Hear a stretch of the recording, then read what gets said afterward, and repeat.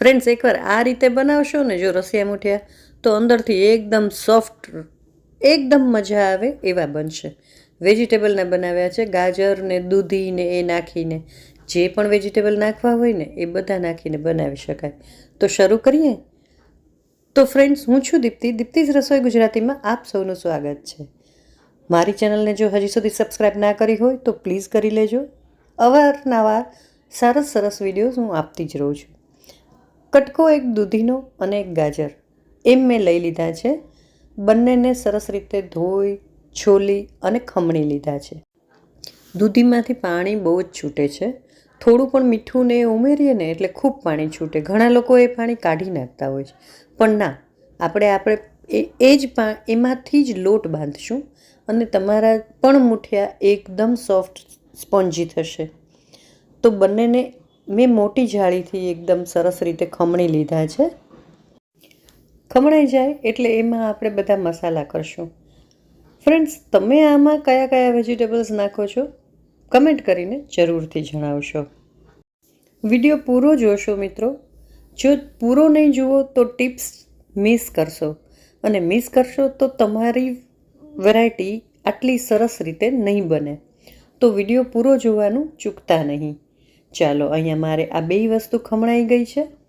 કોઈ પણ વાનગી બનાવતી વખતે તમને નાની નાની મુશ્કેલીઓ પડતી હોય છે, તો મારો વિડીયો પૂરો વ્યવસ્થિત જોશો ને તો એ નહીં પડે, કારણ કે હું ઘણી નાની નાની પણ કામની ટિપ્સ આપતી હોઉં છું.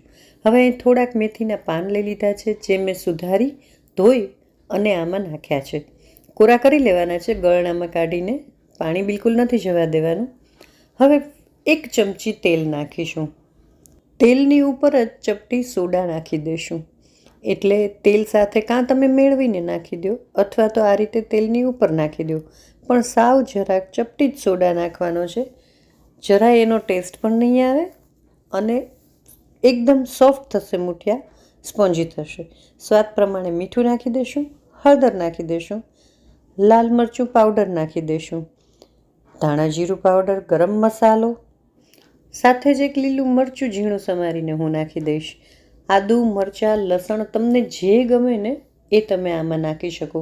આ સિવાય તમારે બીટ નાખવું હોય તો એને પણ ખમણીને તમે નાખી શકો. જે વેજીટેબલ્સ ઉમેરવા હોય એ આમાં તમે ઉમેરી શકો. વેજીટેબલ મુઠિયા બહુ ફાઇન થાય છે.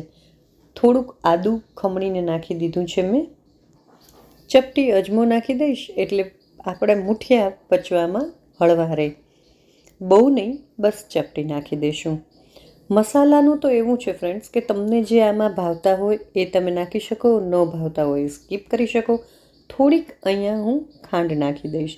ગળપણ ભાવે તો નાખી દેવાય, ન ગમે તો સ્કીપ કરી શકાય.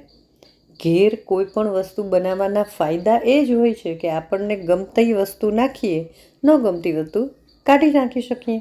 બસ આ બધાને એકદમ સરસ મિક્સ કરી લેશું.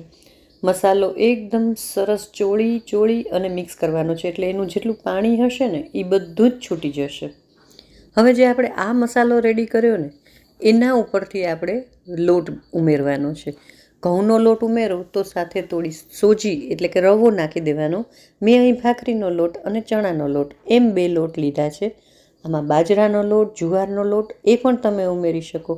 જેટલા લોટ ઉમેરવા હોય, મલ્ટીગ્રેઇન કરવું હોય એ પણ બહુ જ ટેસ્ટી થાય છે. બસ હળવે હાથે લોટ બાંધી લેશું. બસ બધો ભેગો જ કરવાનો છે, બહુ મસળશું નહીં, નહીંતર ઢીલો થતો જ જશે. તેલવાળો હાથ કરી અને નાના નાના મુઠિયા, બહુ જ નાના નાના કરશું, કારણ કે એકદમ ફાઇન ફૂલશે આ મુઠિયા. એટલે સાવ નાના નાના લુવા કરશું અને નાના નાના ગોળ ગમે તો ગોળ અને આ રીતે લાંબા ગમે તો લાંબા મુઠિયા કરવાના. મેં અહીંયા થોડા લાંબા લાંબા મુઠિયા કર્યા છે. સેજ આમ વાળી દઈએ, જેનો શેપ જ મુઠિયાનો આપવાનો હોય, બસ એ રીતે. તો આ રીતે હું બધા કરી લઈશ. છેલ્લે જે આપણું આ વાસણ છે ને લોટ બાંધવાવાળું, એમાં થોડું પાણી નાખી દઈશું અને એ પાણી આપણે રસિયા મુઠિયાના રસમાં નાખીશું, એટલે થોડોક રસો છે ને એનો ઘાટો થાય. બસ આ રીતે હું અમારા હાથે ઘણા બધા લોટવાળા છે એ એમાં સાફ કરી લઈશ. એટલે આ જે મિશ્રણ છે ને એ આપણો રસો ઘાટો કરવામાં મદદ કરશે. આનાથી થોડો માપનો જાડો રસો તૈયાર થશે. જો તમારે વધારે જાડો જોઈએ તો થોડો ચણાનો લોટ ઉમેરી એકદમ સરસ ડોળી અને એ પણ આમાં ઉમેરી શકો.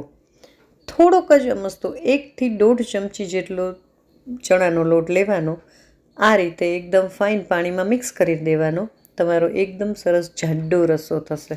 મેં અહીંયા 2 થી 3 ચમચી દહીં લઈ અને એકદમ ફાઇન ફેંટી લીધું છે, જેનાથી આપણા રસિયા મૂઠિયામાં ખટાશ આવશે. બહુ જ સરસ. હવે આ એક બાજુ મૂકી દઈશું અને વઘારની તૈયારી કરશું. તો એક પેન લઈ લીધું છે, એમાં હું તેલ નાખી દઈશ. તેલ ગરમ થાય એટલે આપણા રેગ્યુલર મસાલા રાઈ, જીરું, હિંગ નાખી દઈશું.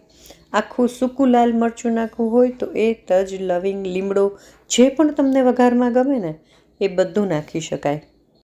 હું તમને અહીંયા રસિયા મૂઠિયા પ્રોપર કેમ બનાવવાને એની પ્રોસેસ સમજાવી રહી છું. બાકી ટેસ્ટ તો તમને જે પોતાને ગમતો હોય ને એ રીતે જ દેવાનો. જુઓ, અહીંયા આપણો વઘાર રેડી થઈ ગયો છે. બસ ચપટી હિંગ નાખી દઈશું. મસાલા પણ કરવાના છે. હળદર, લાલ મરચું, લસણની આદુની પેસ્ટ નાખી દીધી છે મેં. થોડોક ટેસ્ટ મજા આવે, ચટપટો આવે. બસ હવે આપણે જે ડોળીને તૈયાર કર્યું છે ને દહીંને, એ નાખી દઈશું. વધારાનું પાણી ઉમેરી દઈશું. હવે આને દહીં નાખ્યું છે ને એટલે સતત હલાવતા રહીશું, નહીંતર બનેલી છાશ જે છે ને એ ફાટી જશે. એટલે સતત હલાવવું ખૂબ જરૂરી છે. હવે રેગ્યુલર મસાલા જેવા કે હળદર, મરચું, ધાણા જીરું અને ગરમ મસાલો આ ઉમેરી દઈશું. અને થોડું ઉકળવાનું શરૂ થાય એટલે સ્વાદ પ્રમાણે મીઠું નાખી દઈશું. આ રીતે દહીં કે છાશની કોઈ પણ વસ્તુ તમે વઘારો ને, કઢી છે, આ રીતે છે, તો મીઠું હંમેશા એક વખત છાશ ઉકળી જાય ને પછી જ નાખવાનું, નહીંતર છાશ ફાટી જશે. એટલે ઉકળવાનું જો હજી આપણે શરૂ નથી થયું, જેવું ઉકળશે ને એ પછી મીઠું નાખવાનું સ્વાદ પ્રમાણે. હવે આપણે છીએ ગુજરાતી તો જરાક ગળચટ્ટું તો ગમે, એટલે હું આમાં ટેસ્ટ પ્રમાણે, અને દહીં નાખ્યું છે, થોડુંક ખટાશવાળું છે એટલે ખટમીઠો સ્વાદ આવે ને એના માટે હું થોડોક ગોળ પણ ઉમેરીશ.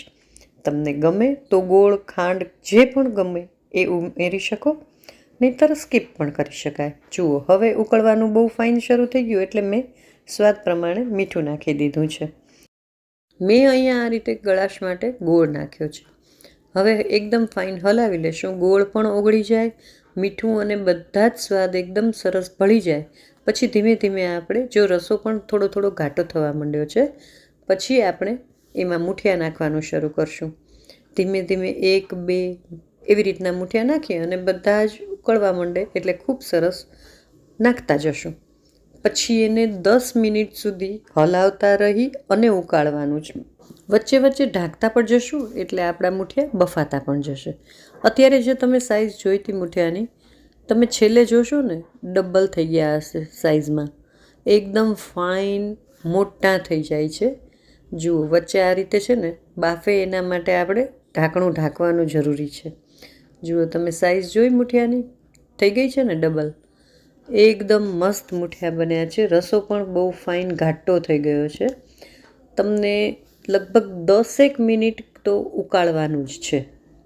મિત્રો, અહીં ફરીથી યાદ દેવડાવી દઉં કે હજી સુધી જો મારી ચેનલને સબસ્ક્રાઈબ ના કરી હોય તો પ્લીઝ કરી લેજો. આજનો વિડીયો રસિયા મૂઠિયા કેવો લાગ્યો કમેન્ટ કરીને જરૂરથી જણાવશો. જેને પણ ભાવતા હોય એ મિત્રો અને ફેમિલી સાથે વિડીયો શેર જરૂર કરજો. જેટલું વધારે શેર કરશો એટલું સારું. એના લીધે લોકો સુધી સારી રેસીપી પહોંચી શકે. હવે આપણે મૂઠિયાને ચેક કરી લેશું. મેં ચમચામાં લઈ લીધું છે. બીજી ચમચીથી આપણે મૂઠિયાને ચેક કરી લેશું. જોયું તમે કેટલું સરસ સોફ્ટ મૂઠિયું છે. બસ 5-1 મિનિટ હજી ઉકાળી અને ગેસ બંધ કરશું. ઢાંકીને ઉકાળશું એટલે જે રહી સહી કચાશ હશે ને એ પણ નીકળી જશે. એકદમ ફાઇન બાફી જાય એટલે ઉપરથી કોથમીર ભભરાવી દઈશું. શ્રદ્ધાનુસાર ઘણી બધી કોથમીર ભભરાવશું. ગ્રીનરી એકદમ સરસ છવાઈ જવી જોઈએ. શું કહો છો? તો આજની આ રેસીપી તમને કેવી લાગી કમેન્ટ કરીને જરૂર જણાવશો. વિડીયો ગમ્યો હોય તો લાઈક કરજો. આજના વિડીયોમાં ફક્ત આટલું. ફરી મળીએ નવા સબ્જેક્ટ સાથે નવા વિડીયોમાં. ત્યાં સુધી કીપ વોચિંગ. આવજો. Thank you.